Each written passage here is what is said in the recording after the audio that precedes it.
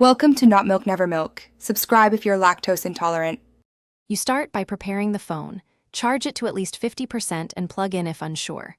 Backup photos, contacts, and app data to your cloud or a PC so you don't lose anything. Once done, make sure you know the Google account and password tied to the device and either disable the screen lock or note it down. This prevents being locked out after the reset. Now open Settings and move to the next step.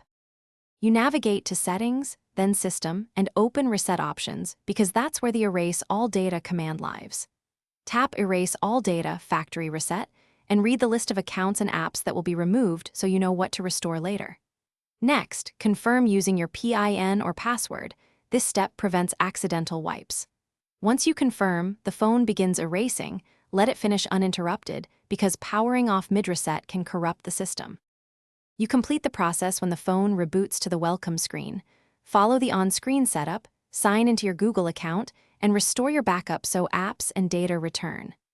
If you encounter account verification, make sure you use the original Google account credentials because activation lock requires them. If forgotten, use Google account recovery on another device.